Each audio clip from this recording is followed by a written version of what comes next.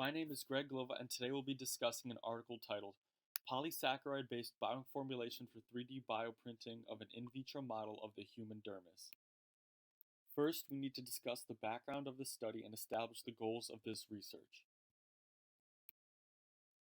The first thing we need to identify with this biomaterial is the area of application on the body. In this case, we're dealing with the skin or dermis.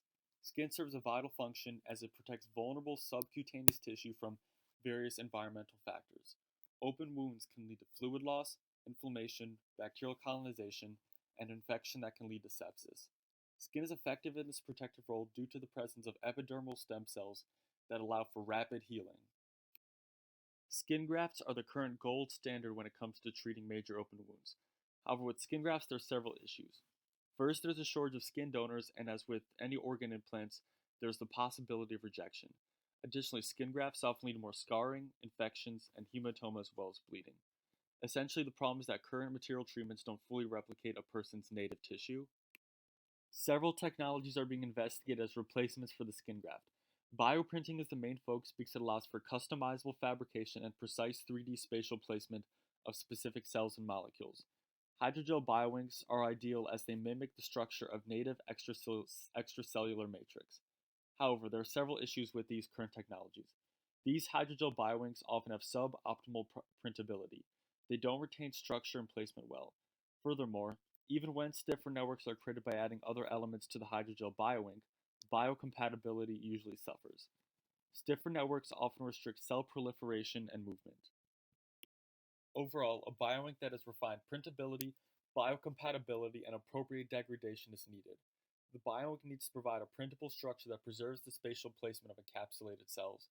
It also needs to foster cell proliferation and protect cells from the damaging stresses of the printing process. Finally, the bioink needs to be biodegradable. Ideally, the hydrogel will degrade at about the same rate as the cells grow, creating a transition from polymer to organic tissue. Essentially, the aim is to create a dermal bilayered 3D skin model seeded with human cells. Hello, my name is Paglia. I'm here to present on the materials and methods in this article. Since the bioink itself will be acting as the extracellular matrix, we use alginate and carboxymethylcellulose to increase the biocompatibility of our ink, which is an important feature to make sure the cells are in a safe environment. But the drawback with that would be that the structural properties of ALG and CMC were not strong enough to be layered after printing. So we use nanofibrillated cellulose to improve the viscoelastic behavior of our bioink. The human-derived skin fibroblasts themselves were kept in cultures to be maintained and grown over the course of the experiment, and after printing, the scaffolds were also placed in the medium. So the materials mentioned in the first slide were then mixed in the medium and sterilized with the UV light afterwards in order to provide a safe place for the cells to proliferate. And then the skin cells were then mixed with the bioink to produce the HSF-laden bioink. So as shown in the diagram, the ink was pushed out of the tube of the printer and laid out on the glass. And here you can actually see the cells inside of the ink.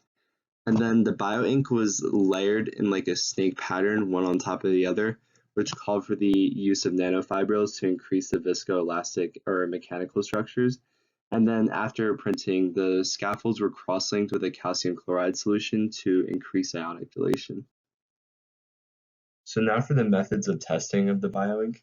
So a rheometer was used to determine the viscosity of the bioink itself, and viscosity is the measurement of the material's resistance to deformation. This was changed using the shear rate in our experiment, and we have a graph coming of it later. So perhaps one of the most important measurements would be the wettability or the hydrophilicity. And this was measured using the water contact angle, and this was done by the actual contact line formed between the scaffold in our case and the water, and then the water leaving the scaffold, and the angle in between was the contact angle. And we need a low contact angle because that means higher hydrophilicity, which promotes cells interacting with our scaffold, which is directly impacted because we're encapsulating the skin cells. Swelling ratio was calculated using the weight at 6-hour intervals, and then the in vitro degradation was calculated using the dried weight at certain time intervals and comparing that to the original weight. Finally, our last step used was the live dead solution that was used to measure the viability of cells in the scaffold itself. And then these solutions were micrographed and analyzed under a fluorescence microscope. So now we'll be moving on to the results section. This is Jake Hendricks, and I will be going over the results of this study. First aspect of the Bioink formulation that they tested was printability, and what they found from their data was that the viscosity decreased as the shear rate increased, and this predisposed the material to smooth passage through the extruder without the potential of clogging, which is good because the highly viscous cell solutions need to be protected so that mechanical stresses do not damage the cells. This is an example of time-dependent non-Newtonian behavior where the viscosity is affected by the rate at which the force is applied. In order to create the necessary quasi-scaffold structure, after the 3D printing process, divalent calcium ions were added to form ionic bonds with the side groups of the chains and develop complexes using the calcium ions to cross-link the material. The second aspect of the Bioink formulation that they tested was wettability. The wettability was determined by the contact angles that were measured during testing. Their goal was to develop a hydrophilic surface so that the media the material is placed in would be able to permeate the material and the cells inside would be able to develop and replicate. During testing, all contact angles were measured to be less than 90 degrees, which indicated hydrophilic surface. The third aspect of the Bioink formulation that they tested was swelling ratio, and what they found was that the swelling ratio increased for the first 30 hours. And during those 30 hours, it was able to swell to approximately 1200% of its original weight. The decrease following 30 hours was believed to be due to the increased permeability of the scaffold after its implantation into the media. The next aspect they tested of the Bioink formulation was in vitro degradation, and what they found was the initial weight loss of the scaffold during the first 2 days was due to cation exchange between sodium and calcium. There was a weight gain that occurred between day 10 and day 2, and what they believed this to be was an uptake of ingredients from the media for the cells inside the scaffold. Following day 10, a slower rate of weight loss occurred, and what they found was that the weight loss after 14 days did not jeopardize the structural integrity of the scaffold. In order to determine the viability of the cells after the 3D printing process, they performed a live dead cell assay. At the 2-hour mark, it is immediately apparent that there is homogeneous cell distribution, which means that once the cells were implanted into the hydrogel, they were able to permeate throughout the entire material. It is also evident that the cells were protected against the shear stresses applied to them during the extrusion process. Between the 2-hour and 15-day mark, or their culturing period, it is evident that the cells were able to grow and divide without any hindrance from the biomaterial. At the 29-day mark, the cell viability has increased as the number of dead cells has decreased, which shows that there is no toxic effect from the materials used in the hydrogel. Hi, this is Tongan JP Kim, and I'm going to quickly review this polysaccharide-based Bioink formulation for 3D bioprinting, and then move on to the possible future steps that we can take with the study. So, a quick review of this study. This study developed a skin cell-loaded Bioink formulation based on polysaccharide hydrogel matrix and human-derived skin fibroblast cells, also known as HSF. This formulation showed a positive trend in material-cell interactions. The objective of this study was to construct a 3D skin model, but the final goal that we could achieve with the results of this study could be to prepare a functional bilayered human skin model. For advantages, the biologically relevant 3D environment exhibits a similar morphology to collagen, which provides the HSF with surroundings that resembles their natural environment. Also, the excellent printability of the developed HSF-laden Bioink made it possible to 3D bioprint complex scaffolds with a controlled cell density and defined porosity.